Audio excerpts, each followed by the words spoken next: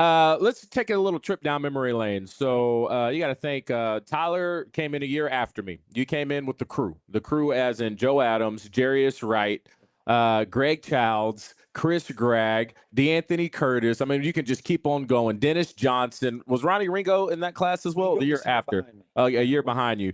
So the fun thing about it is we also had a guy on the team at that moment. His name was Ryan Mallett. All right. And he was Dylan and Dylan. But I think the first time Arkansas fans had a glimpse of Tyler Wilson and what Tyler Wilson was, in my opinion, all right, was that Auburn game. Sure. When Mallett went down with a concussion, and then they called the kid in, all right? And at this time, this is prime Cam Newton, all right? And so everybody was just like, oh, this game's a wrap. Sure. The kid came in and absolutely started Dylan. So I actually got some of that tape right now. And let's go ahead and take a look at some of it. And you can tell me as we kind of go through this some of your memories. And if you look right here, Tyler, this is a 3rd and 17. All right.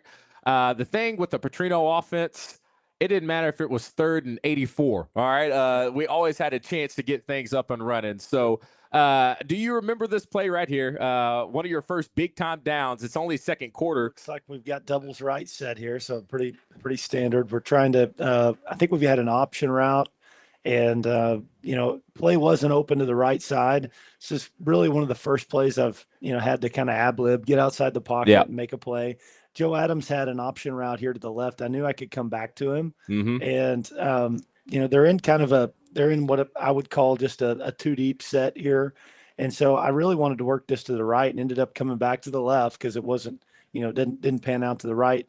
Joe didn't get off the ball great. I love Joe, but in this picture, come on, Joe, tighten up. Joe didn't get off the ball great, so I'm like, okay, he's not in full. Joe's right here. If you can see my mouse on the screen, that's Joe Adams. But go ahead. And so I ended up coming back to the right side, trying to work the right. And then it leads me back to Joe, and then he finds a way to wiggle. Talking about wiggling open, he figures out a way to wiggle open here, and so it was a great ad lib first down. On a 3rd and 17. 3rd and 17. Let's go. We hit it for a first. That's a big, what I call a chunk play. And to me, sometimes the scheduled plays are great when you hit them. Yeah. But it was the off schedule plays that are even better when you hit them because you're like, okay, if things aren't just perfect, I can still make plays against this defense. And so that was a good play, I think, early on in the game that really kind of settled me in. And the cool thing about it, too, is for you to kind of get in that situation, not to panic, understanding, okay, option 1's not there, 2's not there, eyes downfield. Was that a little Greenwood coming in, too? Because that was you in high school. I always felt that in certain practice situations, I never got to showcase some of the skills because, it's 1, 2, 3 balls out. And if the ball's not out, you're whistling for a sack. So you never got to really extend the play in practice. And so for, everyone is all about Omahags right now. They just went 100%. Come on now. We got the Omahags doing the thing. I was a baseball guy. And I felt like until this moment, I never really got to showcase myself, and not only from a fan base perspective, probably come on the radar, but also a lot of self-belief that, I can be here and play at a high level. Unfortunately, I was doing that for 2.5, 3 years in practice. And this just being a moment, obviously CVS Sports, you had Vern Lundquist, Gary Danielson on the call. Hey, you remember the call? Well, how many times did you go back and watch this? When I have a bad day in the office. Is that it? Yeah. I bet Sarah's never seen this. Has she? No, you haven't seen this? Come on now. We got his lady here. Maybe we can get them on camera, answer a couple questions. It might have been date 1, night 1. Let's go. This was after the pizza and beer. Yeah, I get it. All right, let's go ahead and keep this thing rolling. So we're moving along. Tyler, you're doing your thing. Once again, Mallett's out. Everybody's thinking, oh, no, what are the Razorbacks going to do? And let's get to this next play right here. And then you find this guy, 8'5", in the end zone, Greg Childs. I mean, he's one of those guys where you understand if it's going to be man-to-man, you give him a shot, right? Sure, yeah, and that was 4-day 1 Eagle X Go. Easy. Say it again. All right, give me the play call. What do we got? Well, I think this is what it is. It's 480 Eagle X Go. And okay. So basically, it's Bobby's way to, tag a very base play in our system with a go route on the outside. And when you hear X Go, you're throwing this thing to Childs one-on-one. 100%. So that was Bobby's way to let's get the ball snapped and throw one-on-one outside to Greg and let him make a play. So this was pre-snap, and you understood where you wanted to go. What would happen in the secondary that would make you come off of Greg before everything gets started? Obviously, they had a deep safety there. You can see the 20-yard line in the background. If they had a floater over the top of it, I'd come off it and get back to the base play. But when you tag it like this, you're expecting to get the right set and the right look. Yeah. We call the play, we get the look we're wanting, and really it's a jump ball. Yeah. And that was his biggest strength. I think if you look back on Child's career, when he was at his best, pre patella, pre some of the knee, he one-on-one was probably one of the best receivers in the league, if not the best. 100%. Yeah. In the broadcast, they say that's an NFL receiver out there playing in college right now. So great look, wasted no time, 3-step drop, a couple hitches up, boom, strike, and let Childs win the one-on-one battle. And once again, here's I think a little bit better look. Yeah, that scenario right there, DB, you can't play Childs like that. You can't let him play the ball in the air. Great adjustment, way to get the feet down. I mean, is he not one of the biggest what ifs? He unfortunately, of our class, of all the guys you mentioned, he was the best player, I think, that had long-term NFL. Oh, he had the build. He just, in the NFL, you got to be able to win one-on-one battles. You've got to be able to catch 50-50 balls. You got to go up and high point, and then you have to have the stamina and the physical nature to sustain one long seasons and the physical abuse that goes along with it. To me, he had that, and you have to have a little bit of what we call dog in you. He had dog. Can't be no little puppy walking around there. All right, not on that field. And I just want to let people know, if you have any questions for Tyler, I am seeing them. I would pull up our thread, but I want to remind you, kids, watch this stream. So watch your language in the chat, all right? Look at this. See this dude's doing right here? What are we doing? I can't put that up on the screen. Yeah, I can't see that. Yeah. I mean, I agree with what they're saying. We totally agree. That is King Command. Hopefully I'm saying that right. We agree with you 100%. But we can't be putting up on the screen. All right. You look back on the score of this game, and it doesn't reflect what happened, because you had the speaking of, I think the word there was maybe getting cheated out of it. That may be the PG word. But did we get cheated out of a game here? I don't know. They had some really good players on the other side, but a couple questionable. I mean, they had the best player in college at that time, Cam Newton. You can't argue that. Yeah. But I think it was, if I'm remembering right, they had I think it was a touchdown actually called. It was 7 points. That you want me to recollect your what's the word? Recollect your memory? I know exactly what it was. It was close before halftime. They're driving. Our defense is having a stand, and they end up running the ball, and it's almost close to the goal line. Tremaine Thomas, our safety, comes up at the goal line, punches it out. I was thinking fumble. Jericho Nelson. No, it was Tremaine Thomas, punches it out, and the ball would have been ours. Boom, call it a day, touchback. And it was called a no touchdown on the field. And then they ended up changing the call to a touchdown. So when it hit the replay, there wasn't enough evidence to turn it over either single way. Coach Petrino about had a brain aneurysm on the sideline, and it was pretty unfortunate. And then the one when Cam Newton pitched it, his knee was down. We saw the things. And then when Broderick fumbled, that's the one I was going to say. He got to hold on to it now, right? Yeah. But still, he was down. Well, but yeah, I mean, in the whole rolling over and, an opposing player and the ball coming loose, is your knee down, but is his back not down? Those are all the calls that unfortunately, make what football is, that you always go back to the one play that could have went this direction or that way. There's probably 3 or 4 in that particular game that you'd go back to and have some questions. And now King, he went and commented, I'll go ahead and throw that up on the screen. I can show this one. He commented saying, "My bad, gents, but it still makes me mad, LOL." Like I said, King, we're with you. We agree. All right, we agree 100%. And don't forget, keep on asking questions. I'm going to throw those up on the screen. I'm ready for some more highlights. Yeah, I got you, baby. Hey, you got your lady here. She's going to watch all these. T-Will, this is, like I said before, the nation knew who he was. After this game, everyone knew who Tyler Wilson was. All right, so let's go ahead and keep this thing rolling. This is break this down. Ronnie Wingo back at the end zone. Is this the same play we ran against Alabama? It is. To open it up? All right, there we go. The opposite direction, but it's, I think we called it a Trojan, right? So, basically a wheel route out of the backfield that you're, reading this in this instance, it's Ronnie Wingo. Ronnie ran a good wheel route. He always did. Yep. And then, you just read this. right to left. Basically, it's what I would call a scan read or a full field read. So you're starting on the right side, waiting for a wheel route. You got a post over the top with Greg Childs. So I'm going to try my best to draw this. This mouse, Greg Childs, and he's already been doing his thing. So we're going to go ahead and run him off. And he's going to run a post. Sorry, I don't have my little graphics on the screen. We'll do that during football season, I promise. And then you're keying this guy. This linebacker right here is going to have Ronnie Ringo in the backfield, man-to-man coverage. So the thing is, too, you would like for him to maybe do a little inside stem to maybe disrupt this a little bit. Am I making that up? Or you've actually got the tight end as well that's going to cause. Yeah, I think his name's DJ Williams. I don't know. You know that guy? Something like that. Yeah, it's pretty. So big time hopefully baller. getting some disruption. Yeah. Ultimately, you get this in a quarter set. You'll watch the. Look at that little rub. It's not illegal. No, it's not if you just happen to be where you're supposed to now, be at the right time. The key is you would like this receiver to finish his route and not just kind of shut it down. But, it is what it is. Let's rock and roll. Yep. Easy money and a dime over the shoulder. Now, that's a big-time catch. I don't think Wingo gets enough credit because I don't know if y'all played at Auburn Stadium. What's that, Jared Air? I can never pronounce it. Jordan Air. Jordan Air. Look at that sun. I mean, can't see anything looking back into the sun. Good ball placement, and now we're rolling. All right, let's keep the ball moving on this one. And this shot right here, over the middle. Joe Adams, T. Will celebrating. And you can see this angle right here. But before you talk about this play, everybody's excited. I think we took the lead on this one. Dang, I thought I had it in there. There was a shot. Actually, that's coming up here in a little bit.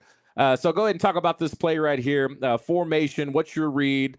Obviously, you got Joe Adams coming across the middle to go ahead and take this into the end zone. But it has to be a perfectly placed ball because you get that Mike linebacker in your way. Yeah, this is one, you threw the 3rd and 11 on there. We convert. We throw the touchdown to Greg Childs, getting a little confidence. We hit the Ronnie Wingo touchdown. Now we're like, all right, I got this, right? You're feeling yourself. We got this. I think at this point, I don't know what the stats were, but I think I was probably like 11 of 12 or 13 of 14 with a throwaway. So I've hit everything that we've, put together. So look at the 3 deep here, right? So if you're, in the quarterback room, you're probably up in the press box going, okay, we got 2 curls on the outside. We got a seam down the middle. And, we've got some, what I call flat routes on the outside. So, Tyler, you probably need to read this curl to flat here if I'm in the box. So I know Petrino's probably thinking that. But what they do is they're disguising a 3 deep and then they're rolling to a deep 2. Oh, yeah. And what they were doing is that middle linebacker. This backer, right? You see this guy right here? Last minute at the snap of the ball, he's going to go into this half of the field. So they're going to move to cover 2. Now, this is pretty late on Auburn's. I would say kind of cocky. I mean, I don't think they had those type of athletes that year. They did in Cam Newton, but this is an extremely late rotation. This is what happens when you get 3 years in Petrino's system. Yeah. Or 2 years before you get to go out and shine, right? Glad you brought that up. And here we are. If I was just a young gun stuck into the game for the first time, I'm probably just saying, okay, they're in 3 deep. I take the snap and I work curl to stretch. Yeah. Curl to flat. Here I'm getting the ball post snap. I'm reading that they're actually, moving post snap, and I'm going, the ball here never, on doubles right 80. How many times did Joe Adams catch a ball on doubles right 80? Maybe in practice. How many in 4 years? Probably. I bet he caught it 3 times in 4 years. If you pulled all the cut ups up, and here it is, we're on national stage playing Auburn in a game that really matters. And I knew they weren't carrying the linebacker in cover 2, and here they are, and I see it, and I pull the trigger. So, I mean, that's big time. Hold on, let me go back a little bit more, and then the placement too, because you also are wearing that cover 2. This backer, let me pause this. Dadgummit. I need my clicker. We need a clicker. This backer right here is huge because he's eyeing you down. He knows where you want to go. So this ball placement, there's only one place you can put it. Dude's on fire. He's Dylan. And I remember on the call, correct me if I'm wrong, they said there ain't no other backup quarterbacks in the country that can do that. So that was pretty special, and that was pretty fun to watch. So at this point, you're feeling it. You know your boy here, Tim Horton. Yeah, right? Tim Horton. He's catching a frame here. So actually back it up a half a clip where you can see I'm holding my hands in the air for celebration. Yeah, let me hold on. Let me get. Usually don't get all hyped up. Oh, is that you?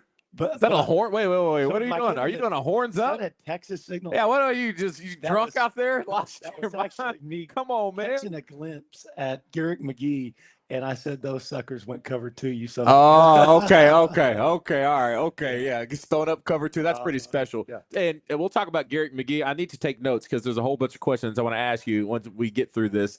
So get the ball rolling once again. Beautiful shot. The only place to put it. And Joe Adams, great catch into the end zone. All right, here's another one. All right, and once again, Greg Childs doing his thing. And this is once again another pre-snap read. I would assume it's just a slant route, but once again, from what they're showing pre-snap, what are you thinking? So oftentimes when you this is triple slant. I don't know if I've played in many systems that had a triple slant. I've had double slant and Yeah. slant arrow and those, but you rarely get triple slant. The reason you do triple slant is if they are playing a single high with man coverage on the outside, it's an easy way to basically isolate your best player. Again, we've got Greg Childs. We feel like that's a good matchup. We threw the Eagle X Go for a touchdown. Mm-hmm. Here he is. How do we get it to him in a high percentage throw, not necessarily a fade ball, but how do we get his hands on the ball? We've got 3rd and 5 here. So high percentage completion. Really the two inside receivers, their objectives are to clear it out for, I think, our best receiver on the outside one-on-one. And he's got a chance to really run out the backside on this. All right, and just take a second to take this in. All right, you got Greg Childs, Joe Adams, Jarius Wright, some scrub named DJ down here. I mean, weapons. Sure. How fun was that as a quarterback, knowing that you had a weapon at every position? And I didn't even mention Colby Hamilton's all the way on the other side. Well, I think the thing that excites me about this game is, a lot of people get recognition for being excellent, but to me, this was a great example of team. What a team around you can do. Sure, I was doing some decent things and I was doing what I was supposed to do from a quarterback perspective. But if everyone else is doing what they're supposed to do, it makes your job a heck of a lot better. And I think that, you go back to that team, that clip, look at the offensive line there. Look at that pocket. In all of these, compared to my senior year or maybe even my junior year, this offensive line group was pretty dang good. Yeah.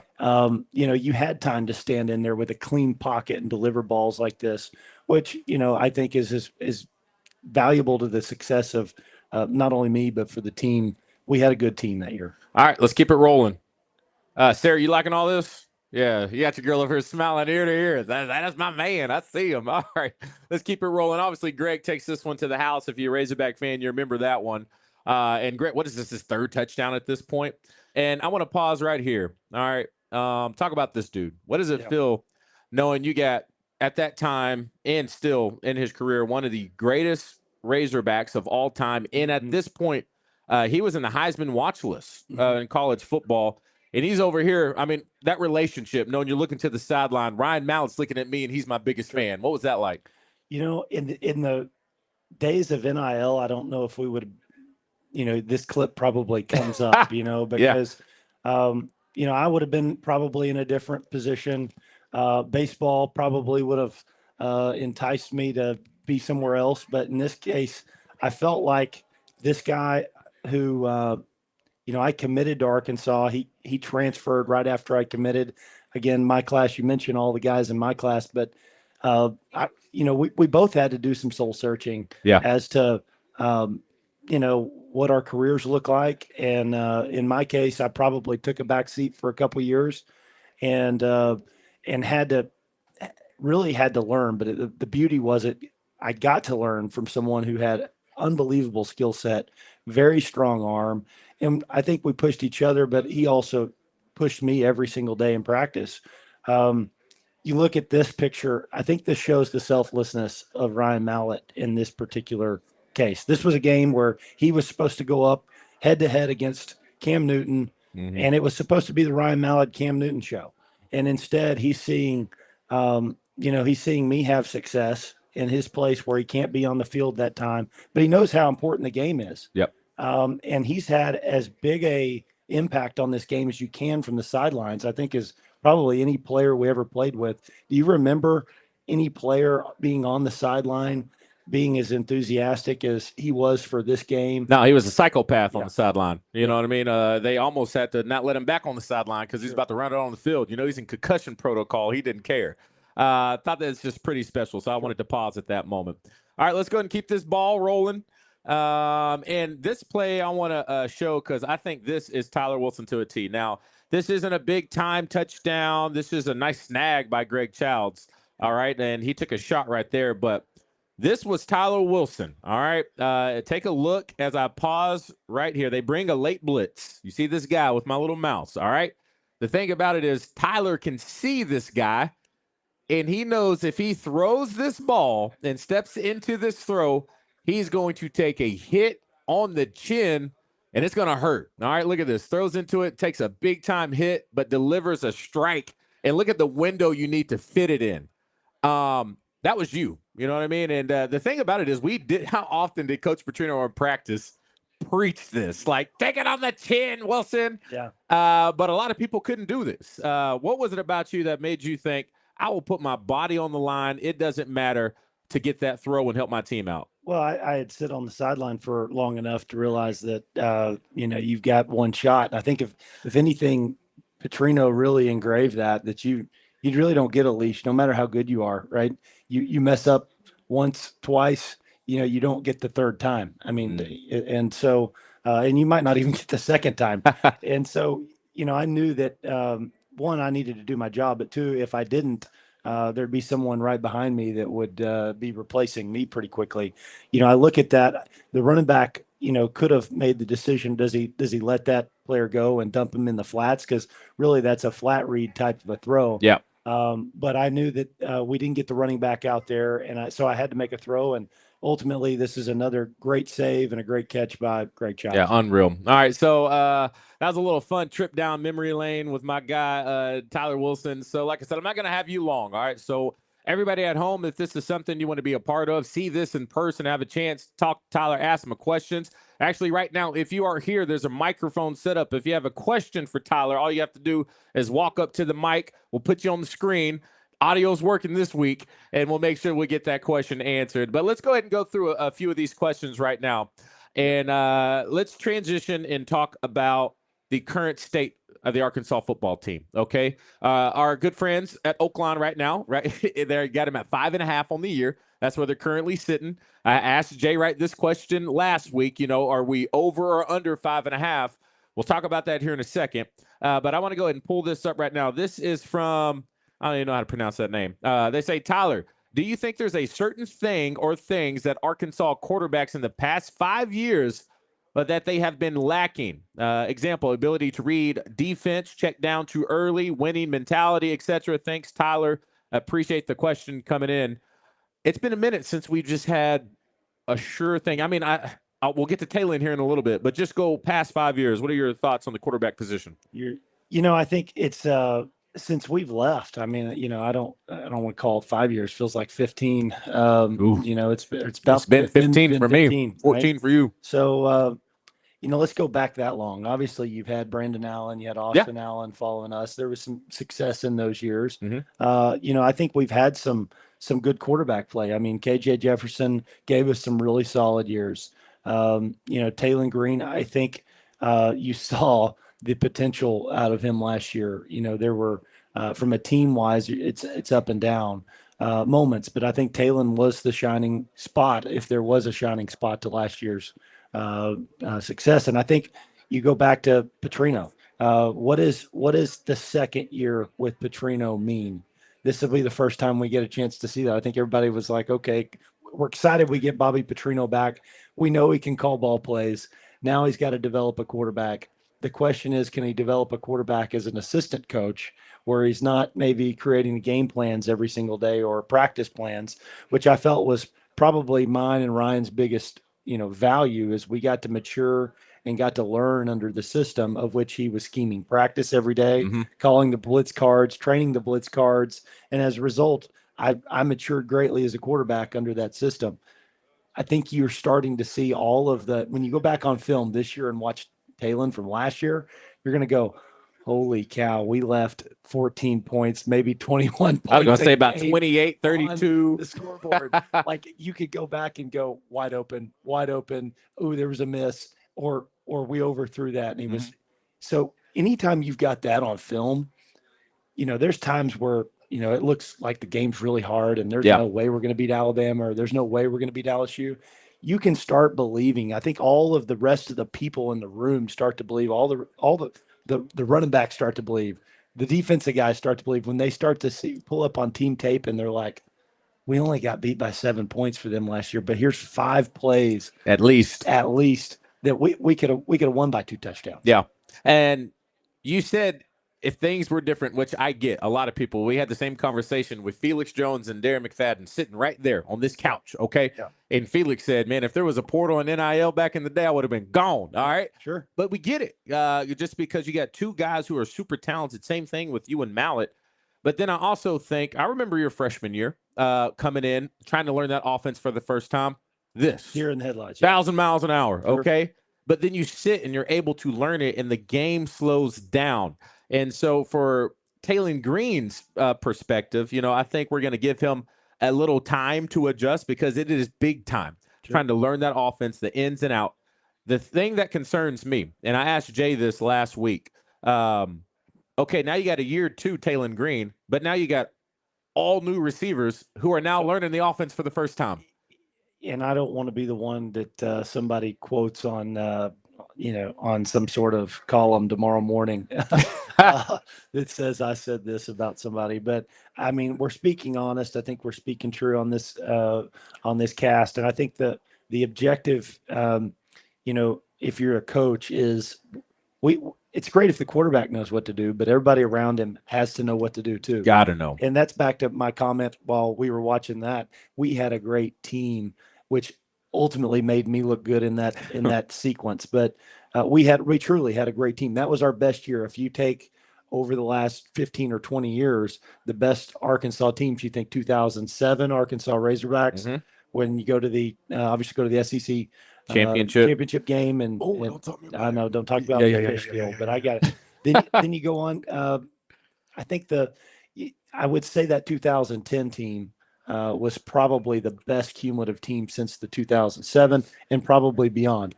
So a lot of those clips, I think, were truly your best players. So in defense of Taylen, while I think he will be better, I think the biggest question mark for this year is, does the supporting cast, can they really add value to him? And another thing too, when you got young guys that are talented, how much is it going to be on Taylen's shoulders, and how much will it help him now, year 2 in, understanding it, hopefully understanding it to the way that we wish he would.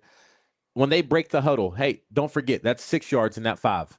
Hey, don't forget, speed cut that one. Don't break it off. You think he's going to be able to get that's year 2, year 3 type stuff. My year 4 and year 5, if you remember, my year 5 wasn't that great. I knew a heck of a lot about that offensive system, probably as good of knowledge as I could have ever had about that system. And I was breaking the huddle with a lot of those questions being asked. And that's a lot.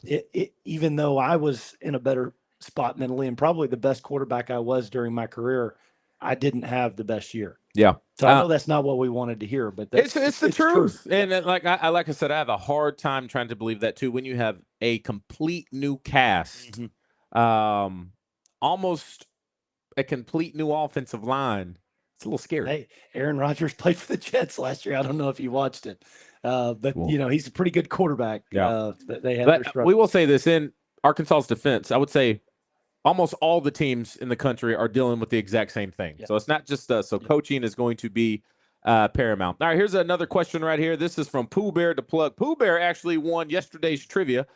No, I'm lying. You got beat last minute. I'm sorry, Pooh Bear, to bring that up. I apologize about that. But he has a question. How does Bobby Petrino and Kendall Browse offense compare?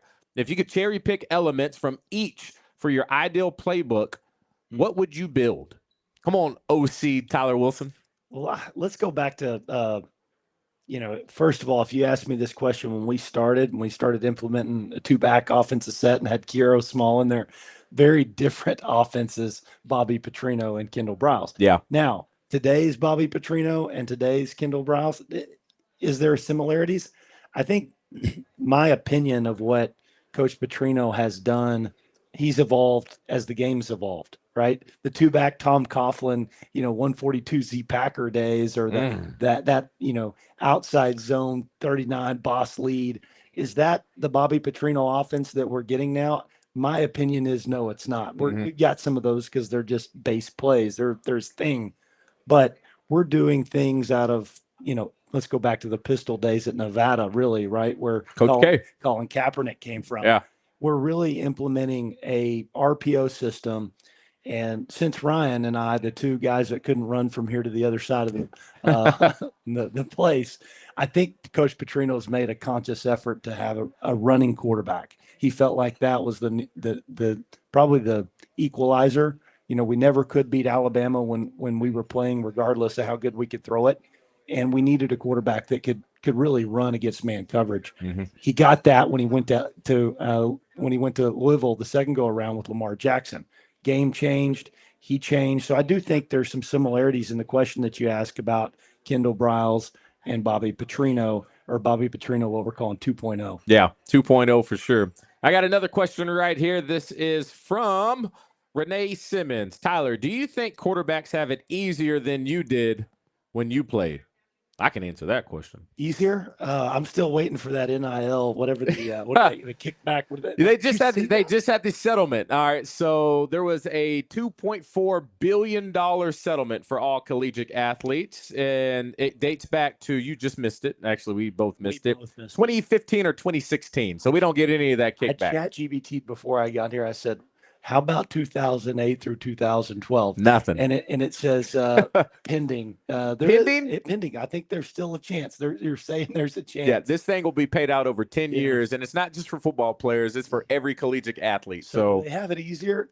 What do they say? You buy your mom a new pair of shoes. Yeah. I probably could have bought mom. Hey, after that's all split up and done, they're going to get about a check for $25 in the mail. You're right. We did get that NCAA settlement. That was nice. Do you remember that? $600. We were in the NFL by then, so it is what it is. But as far as Petrino on these coaches, we know what it was like in practice with us. Sure. Do you think he's the same Coach P, especially now that he's not the head coach? Seems different. I don't want to give too many recruiting stories away, but I know there's a guy that goes to school where I went to school in high school. He's a highly recruied player right now. Is he playing there right now? His name's Kane Archer. Okay. Yeah, I'm going to go ahead and throw it out there. Yeah, he's pretty good. I hear some recruiting stories, and I'm like, man, I don't have quite that same recruiting story. Oh, is it nice getting all buttered up? Maybe I wasn't that good with a player. I think that might be it. But ultimately, I think there's a different Bobby Petrino, and this is not just me saying it, it's everybody that you've talked to. He's in a different phase of life. I mean, you look at Tiger Woods. Tiger Woods is a different player. Michael Jordan was a different player when as he matures, and not only players and how that relates to coaching, but I think we're all different. As we move through life and have things go on and also learn. And I think he's changed. I think his personality changed. But I tell you what, you still see him on the sideline. You're gonna get the hot Bobby Petrino. It's just in his blood. Always will be. Also, too, this will be the last one, and you don't have to talk about this if you don't want to. But you've kind of mentioned that on a couple places, being referred to as as 8 and not Tyler. What was that like? Being coached so hard by somebody at the time. It seems like maybe you were thinking, I really wish this dude cared a little bit more about me if you're going to get on to me that much. Yeah, well, I think it's just it's coaching's different. He's an NFL guy. He's been an NFL guy. NFL coaches, as you know, are very different. Yeah. I mean, I don't think I even got coached in the NFL. It's a guidebook. Yeah. They just, here's the book, learn it, and if you can't cut it, then we'll find someone else. Cut you, and then we'll move on. And it's not our job really to teach you.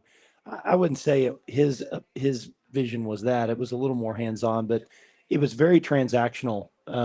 He was referring to you as the number, not as the human being, because he wanted to. I mean, you were to perform as though you were the number, and that wasn't. I'm not saying that in a bad way. I think that's actually a good thing. It's equalness across the board, right? We're all figures here to do what we're supposed to do to win ball games. And, I would say he, a lot of times probably acknowledged as the quarterback guru, and he is. I think, but during our time, it was Coach McGee in pretty much all of those meetings, and he would intervene when the time was necessary, and a lot of those play call meetings and different things like that. But primarily, my involvement was with Garrett on a day-to-day basis.